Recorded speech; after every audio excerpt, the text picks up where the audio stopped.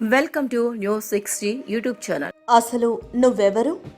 కేవలం ఈ ఒక్క ప్రశ్న ప్రపంచం మొత్తాన్ని మార్చేసిందంటే నమ్మగలరా? ప్రతి శతాబ్దానికి ఒక యోధుడు జన్మిస్తాడు. అతడు భవిష్యత్తును మార్చి సరికొత్త విజ్ఞానాన్ని తరువాత తరానికి అందిస్తాడు. అటువంటి మేధావులను ఈ ప్రపంచం మొదట పిచ్చివాళ్ళు అని హేళన చేసినా భవిష్యత్తులో వాళ్ళు సృష్టించే ప్రపంచంలో అవన్నీ కొట్టుకుపోతాయని వారికి తెలిసి ఉండదు. చార్లెస్ డార్విన్ తన జీవ పరిణామ సిద్ధాంతంతో సృష్టి రహస్యాన్ని ఛేదించాడు. కార్ల్ మార్క్స్ పెట్టుబడిలో అదనపు విలువకున్న ప్రాముఖ్యతను ఆవిష్కరించి పెట్టుబడిదారీ వ్యవస్థను తుర్పారబట్టాడు. ఐన్స్టీన్ భౌతిక శాస్త్రంలో విజ్ఞానం అంటే భౌతికపరమైన విషయాలు కాదని, మన అంతరంగిక విషయమే నిజమైన జ్ఞానమని నమ్మాడు అతడు. మనోవిజ్ఞాన శాస్త్రానికి అతడు గాడ్ ఫాదర్. అతడే సిగ్మండ్ ఫ్రాయిడ్. నువ్వు అంటే నీ శరీరం కాదని, నీ ఆలోచనలు మాత్రమేనని చెప్పిన మేధావి. అసలు ఎవరు ఈ సిగ్మండ్ ఫ్రాయిడ్? అతడు ఏం కనిపెట్టాడు? ఇప్పుడు చూద్దాం. ఫ్రాయిడ్ ఆస్ట్రియా దేశానికి చెందిన మానసిక శాస్త్రవేత్త మరియు న్యూరాలజిస్ట్. ప్రస్తుతం సైకాలజీలో వినియోగిస్తున్న మెజారిటీ సిద్ధాంతాలను వారు ప్రతిపాదించినవే. మానసిక పరిణామం, ఆలోచన విధానం గురించి విస్తృత పరిశోధన చేసిన శాస్త్రవేత్తల్లో సిగ్మండ్ ఫ్రాయిడ్ ఒకరు.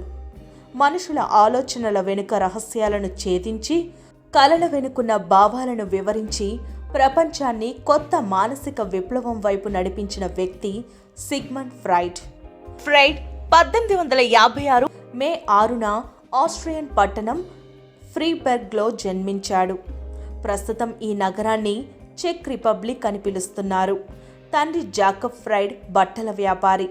అతని తండ్రికి తల్లికి మధ్య 20 సంవత్సరాలకు పైగా వ్యత్యాసం ఉంది. ఆమె అతడికి 3వ భార్య. మొదటి భార్యకు పుట్టిన బిడ్డకు వివాహం అయ్యి సంతానం కూడా కలిగింది. సిగ్మండ్ తన తండ్రిని నాన్న అని పిలుస్తుంటే, తనకన్నా పెద్ద పిల్లవాడు తాత అని పిలవడం, తనకంటే మరో పెద్ద పిల్లవాడు బాబాయ్ అని పిలవడం సిగ్మండ్ ఫ్రాయిడ్కు విచిత్రంగా అనిపించేది. అప్పటి నుండే ఫ్రాయిడ్ మానసిక విశ్లేషణ మొదలయ్యింది. వైద్యశాస్త్రంపై అతడికి ఉన్న అమితమైన ఆసక్తి అతడిని వైద్యశాస్త్రం వైపు నడిపింది. తరువాత వైద్య విద్యార్థిగా మారి 1881లో తన వైద్య పట్టా పొందాడు. ఆ సమయంలో ఫ్రెంచ్ న్యూరాలజిస్ట్ జీన్ చార్కట్ హిప్నోసిస్ ప్రయోగాల గురించి తెలుసుకొని అతని వద్ద శిక్షణ పొంది సొంతంగా న్యూరోబయాలజీ, మెదడుల జీవశాస్త్రం మరియు మానవులు, జంతువుల నాడీ కణజాలాల గురించి విస్తృతమైన ప్రయోగాలు చేశారు. సైకో అనాలిసిస్ చికిత్సలతో మందులతో నయం కాని జబ్బులను మాటలతో నయం చేయవచ్చని ఫ్రాయిడ్ బలంగా విశ్వసించాడు. ఈ తరుణంలో ఎవ్వరూ ఊహించని సిద్ధాంతాలను ప్రతిపాదించాడు. ఈ సిద్ధాంతాల్లో కొన్ని వివాదాలకు కూడా దారితీశాయి. Structural theory. శరీరానికి భౌతికమైన నిర్మాణం ఉన్నట్టే మనసుకు కూడా నిర్మాణం ఉంటుంది. అయితే ఇది ఊహాతీతంగా ఉంటుంది. ఇందులో ఐడి, ఈగో, సూపర్ ఈగో వంటి భాగాలు ఉంటాయి. వీటినే మానసిక ఉపకరణాలంటారు. ఈ మూడు ఒకదానితో ఒకటి సమన్వయంగా పనిచేస్తాయి. ఈ మూడు నిర్మాణాలు వేరువేరు స్థానాల్లో ఉంటాయి. ఐడి అత్యంత ప్రమాదకరమైన అన్కాన్షియస్ స్టేట్లో ఉండగా, సూపర్ ఈగో ప్రీకాన్షియస్ స్టేట్లో ఉండగా, ఈగో కాన్షియస్ స్టేట్లో ఉంటుంది. ఇది అత్యంత దురుసుగా ప్రవర్తిస్తుంది. ఈ సమయంలో ఎటువంటి స్పృహ ఉండదు.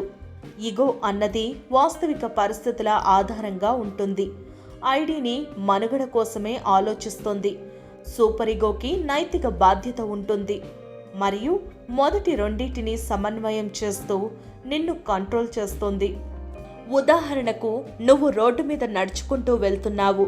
దారిలో ఒక చిన్న పాప ఐస్ క్రీమ్ తింటూ కనిపిస్తుంది. ఇప్పుడు నీకు కూడా ఐస్ క్రీమ్ తినాలనిపించింది. అయితే నీ దగ్గర డబ్బులు లేవు.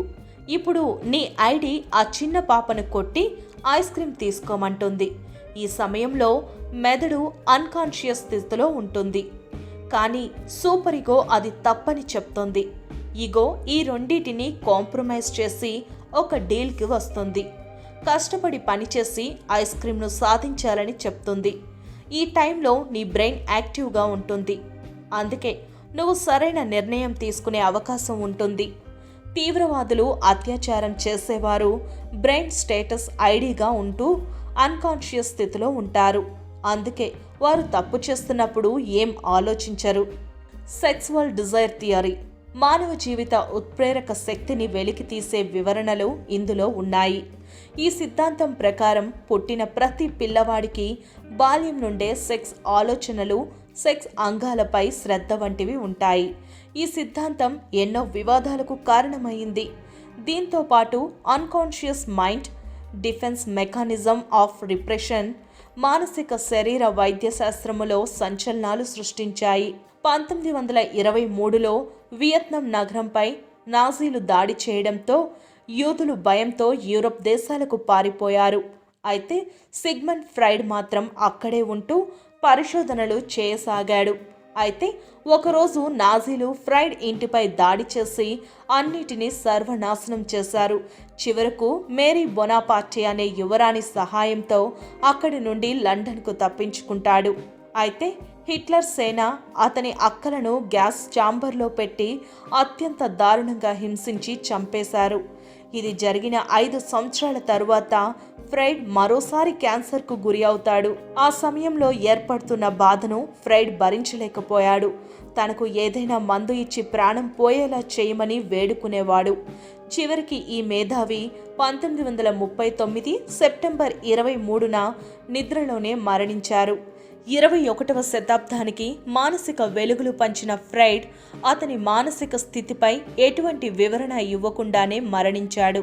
ఇలాంటి అనేక వ్యక్తిత్వ వికాస జీవిత చరిత్రలు, ఆధ్యాత్మిక విశేషాలతో పాటు లాభసాటి గ్రామీణ వ్యాపార ప్రణాళికలు, తాజా వార్తా విశ్లేషణలు మొదలైనవి న్యూస్60లో ఎన్నో ఉన్నాయి.